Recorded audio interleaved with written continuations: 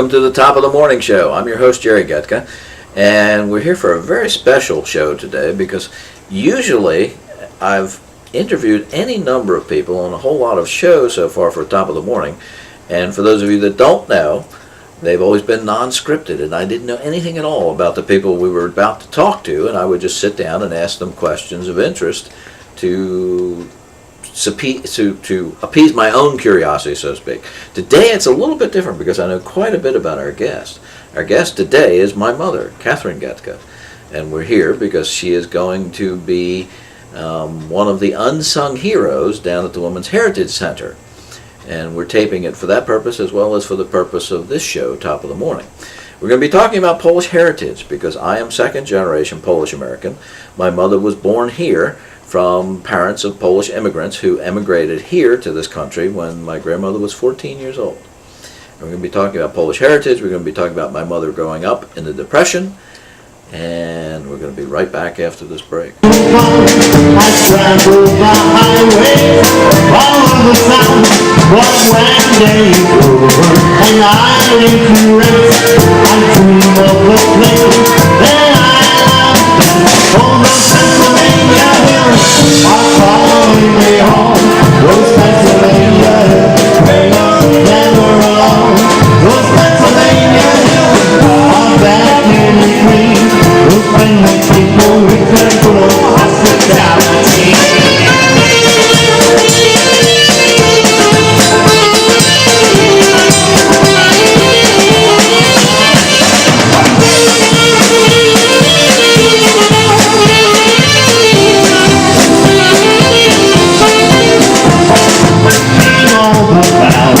I've been by the sea, I've traveled the land, I've been home down the street, but deep in my heart, there are Washington birds, who Pennsylvania hills, where I long to return.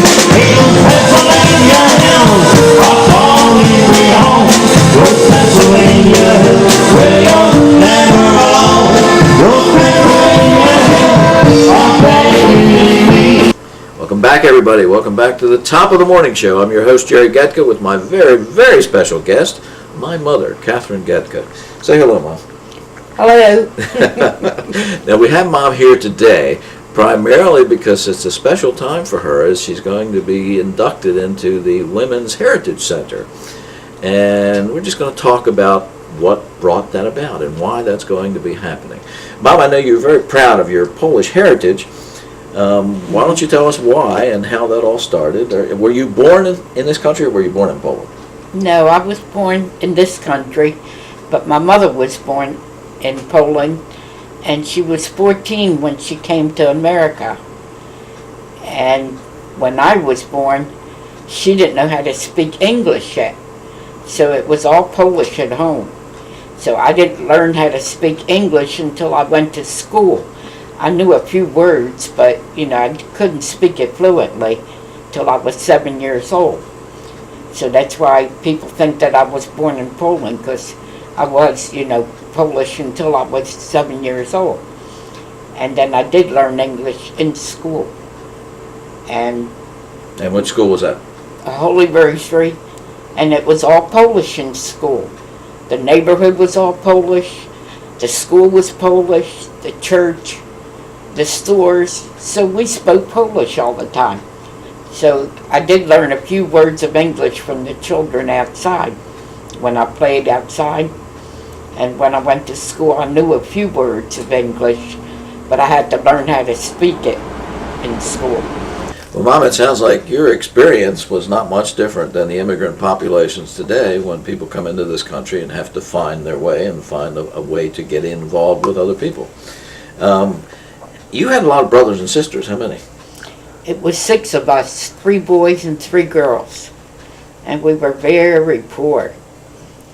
And it was during, when I was about 5, I think, it was during the Depression. So that was really hard. I remember we only had butter and bread to eat for our meals, 3 meals. And the other people had lard and bread. So we thought we were really rich, because we had butter and bread. And the whole neighborhood, was poor. Some of the babies died because they didn't have any milk. They couldn't afford to buy milk for their babies. But we had a bakery next door, and each one of us, whoever got, old enough to work there, which was about 8 years old, we went to work in a bakery next door. And they didn't pay you with money. They paid you with stale bread and buns. But we thought we were rich because we had that to eat. And that was, really great. Well, Busha also had any number of jobs as well. What did Busha do? She worked in a cannery, and she had to go to work early in the morning. Oh, I didn't mention Busha is the Polish word for grandmother. So my grandmother, my mother's mother. Right. And she had to go to work early in the morning and came home late at night. And when she came home at night, she worked for a tailor shop, sewing pants.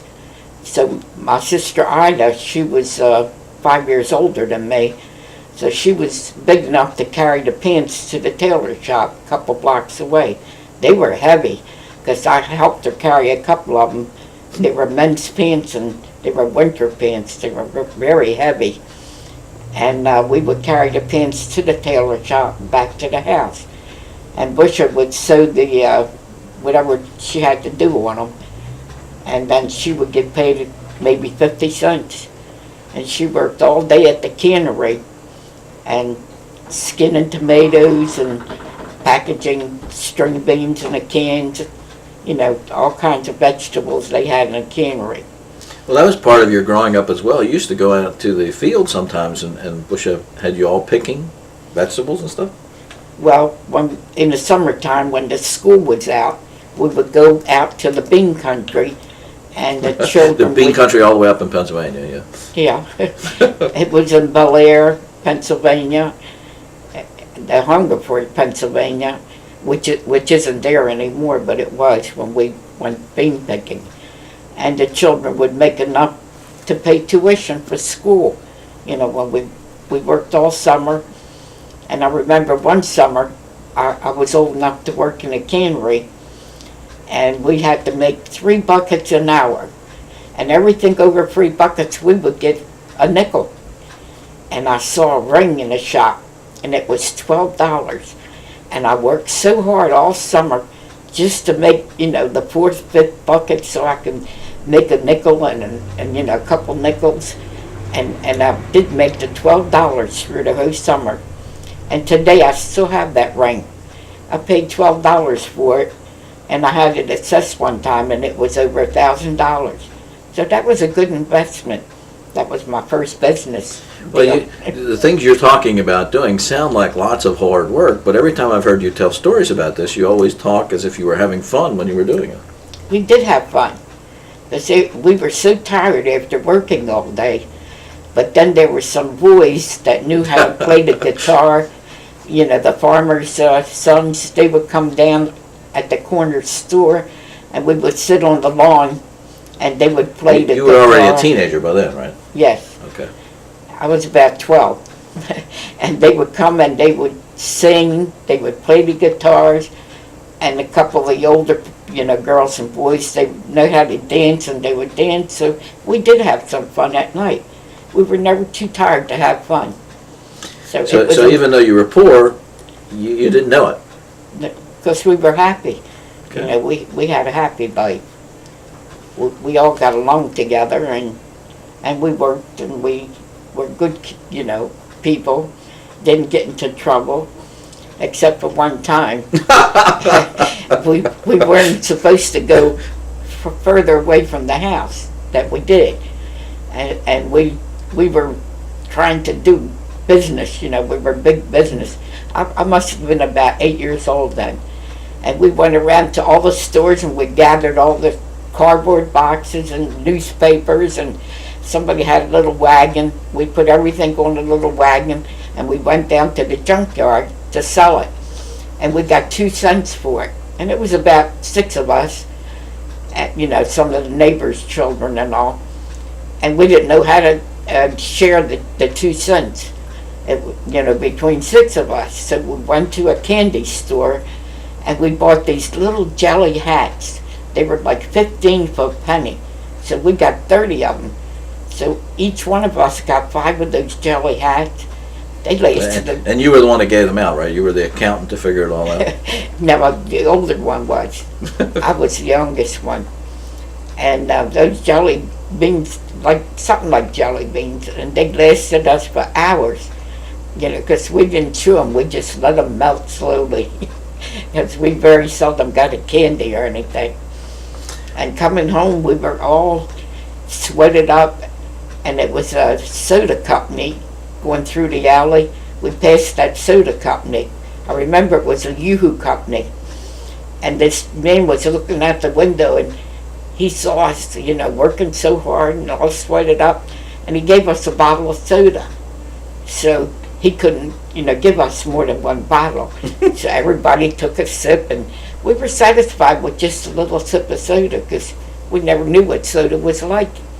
And that was a treat, a real good treat. Well, we're going to let you take a little more time to think about that treat, and we're going to take a short break while I give you a glass of water so you can clear your throat, and we'll be right back.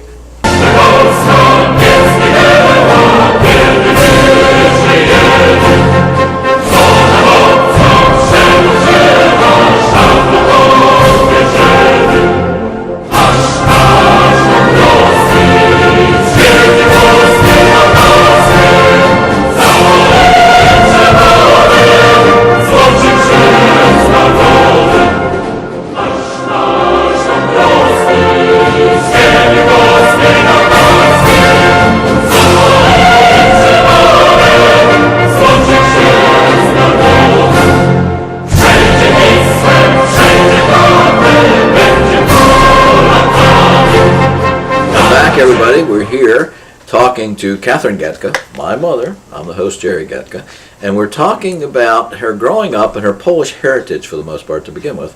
Mom, tell us a little bit more about growing up in the neighborhood. You talked about meeting these boys. Did you go to dances and things? We had a Polish home on Broadway, and when we were about 16, we were allowed to go to the dances in Polish home. But not alone, right? So, every week they had a dance. Not alone, was mostly girls.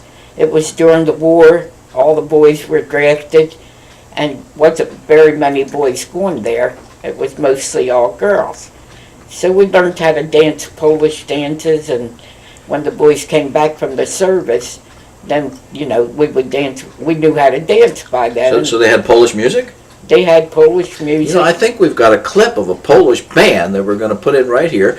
And watch this. You'll love it. We'll be right back after you watch this clip.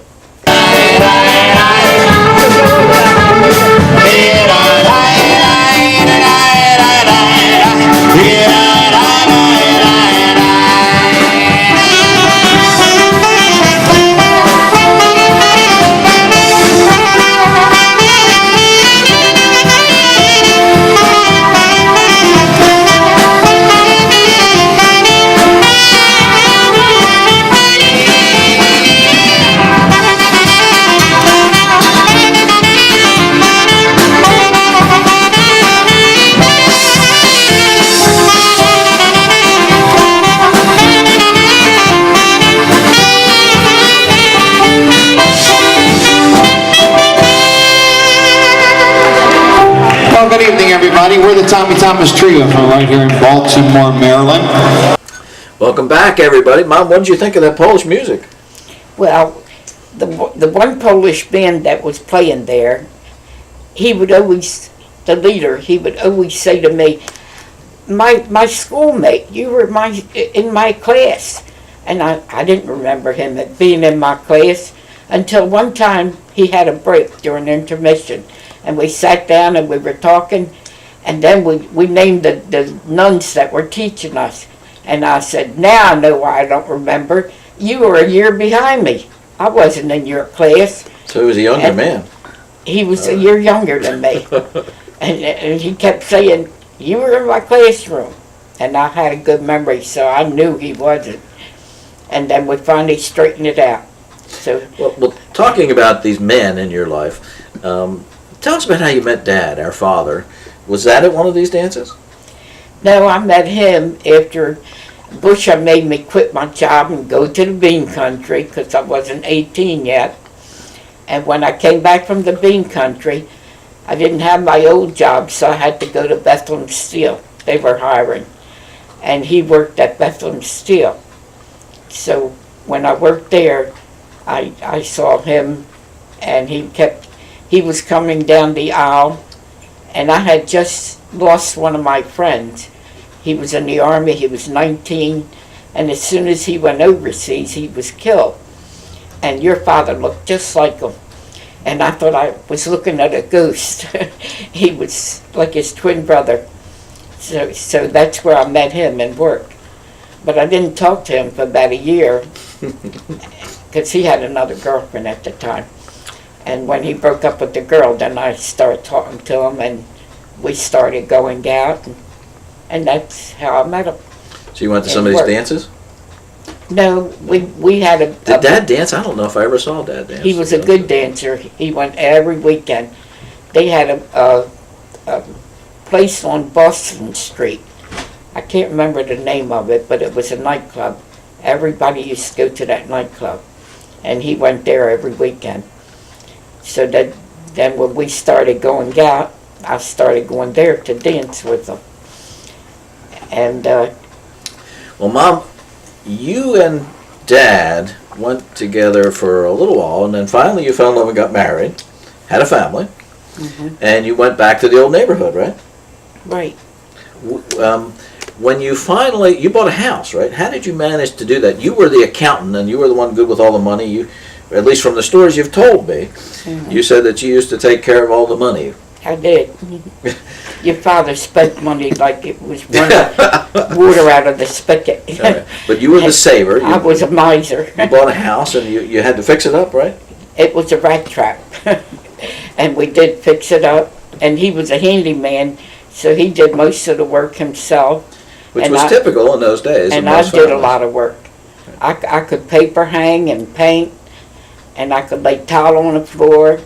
I could do the walls, the conga wall. They used to call it conga wall. And now it's paneling. So I did all that. I figured everybody else could do it. They weren't born doing it, so I can learn. I learned how to do all of that. Now, what I remember most about growing up is the house where we lived near Pratt and Ann Pratt Street. Street. And it was a 3-story house, Yes. and we always had people living with us. And we had to have them living with us because we didn't have any money to buy the house with. So he had an old car, and we needed $200. The house was $3,500. And he sold the car. We bought the house, and it was 3 apartments. So we had Aunt Irene on the 3rd floor. It was family. And Chuchiati on the 2nd floor, and we had the 1st floor. Chachi is the Polish word for aunt, so it was our Aunt Ida, your sister. So we had the 1st floor, which was convenient because they only had one child on the 3rd floor, and Ida didn't have any children, and I had 3 children, so 1st floor was better for me to have, and the rent paid for the house. So after he sold the car, he had to take the street car to work for a while, and then he bought another old car, and he knew how to fix cars. So he fixed it, and then he had another, car to go to work with. So that's how we bought the house. Yeah, I remember Dad always had a car when we were young. We took a loan out for 15 years, and I paid it off in 6.5 years.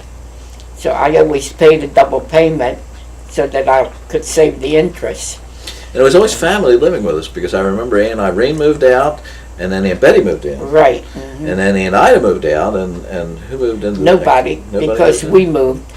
Okay. Uncle Walter had the confectionery store, and he died The same neighborhood, just down the street. 2 doors away. Yeah. And it was only one house in between us. So when Uncle Walter died, I bought the store. And I didn't need any money then because the house didn't have any mortgage on it. So that was a down payment for the store. Use the collateral from And it was the assets. You need assets. So that bought the store. And the store was already a going business. And from day one, I made enough money to pay for the mortgage on the store. And what, So, it was mainly because of Uncle Walter dying that you took over the store? well, I was thinking of getting a divorce from your father. We weren't getting along too well, and I was thinking ahead, and I thought, if I buy the store, I can stay home with the children, 3 children, and I could stay home and I didn't have to go to work and leave the children home, save me a babysitter, fee. I didn't have to pay for a babysitter, and I could run the store and keep the children right there with me. So here it is, the late 1950s. You're a single mother with 3 children to raise, and you ended up in a business. And I thought I would only stay there about 5 years, and then I could, get another job, because you were 12 and Bernadette was 10, Linda was 7. So then I could go, you were all in school, and I thought 5 years I can go out and get another job. But the store was doing so well that I stayed there for 35 years. We've talked about any number of things growing up during the Depression, finally getting you through your teen years and getting married and having 3 children as a single mother and a business person. Tell us a little bit more about your business and how you got into that. Well, the way I got into it is because it was a building we could live in, Yeah, we lived over top of the candy store. and I didn't have to go out to work. I could stay home and have the children with me. And I planned it, and we did get along. We didn't get along too well, but we got along enough that I could take and plan ahead. So I took all his money off. He gave me his paycheck every week, and I saved it up for a whole year. And when I saved up enough for your education and their education, then I let him keep his money, because I didn't want to have any hard feelings. And I said, if I keep all his money. Well, that must have worked, because as we'll And- find out in a little bit, you remarried Dad 40 years later after the divorce. 35 years 35. later. I was close. I was close. So, But I want to talk a little bit more about growing up in the store and how you became a businesswoman as such. You didn't have the training for that. You only went to 7th grade. yes, but I did have experience, because while Walter was in the hospital, I took care of the business. And Bushwick didn't know too much about it, and my sisters didn't have much time. So they helped out a little bit, but I think I did most of it. I did all the ordering, I did I did everything in the store. Well, you knew everything because you had us working in the store at times. How much trouble was that for you? It wasn't too much trouble, because you were good kids, and you listened, and you helped out. So like your generation. When I you went s- in to cook, then you watched the store, Yes, I remember that. and then But you started working when you were 7 or 8 years old, I worked in a bakery. right? But And you were nice to us because you didn't make me go to work till I was 12. Right. And I think Bernadette was about 14. Yeah, she got to take a break until she was 14 years old before she exited And work. I don't know if that's true or Linda not. was But, 11. okay. And And we worked in the store. And you helped out, and then you helped out around the house. You did what you could, and then I remember and doing painting. Bushwick, I remember that. Yeah. And a couple years later, Bushwick came back to live with us, and then she did, a lot of the work. So she helped out. And it was easier when she came back. So we grew up as living over top of the candy store, and for the most part, Right. you talk about growing up poor. I don't really remember us as being poor. I mean, we didn't necessarily have a whole lot, but we always had what we needed. You had candy and ice cream and chips. What more could you want? That's right. What more could a kid When you- want? Right. But I never felt like we were poor as such. But again, it was in the neighborhood, down in what's now called Upper Fells Point, because we were at the corner of Pratt and Ann Street, our little candy store. And I never felt deprived as a child. And I don't think you did either, even though you grew up during the Depression. I think Busha took care of that, and you took care of us. Right. Well, we were young. We didn't know what it was to have a lot. That's true. What you don't have, you don't miss. That's true. That's very true. All right, so we grew up, you sent me away to school, I eventually went to private school, went to college and graduated, and Sis went away to a private Did. school as well to become a nun. Right, she was going to be a nun. And you stayed in the store for how many years? 35 years. 35 years. What finally got you out of the store?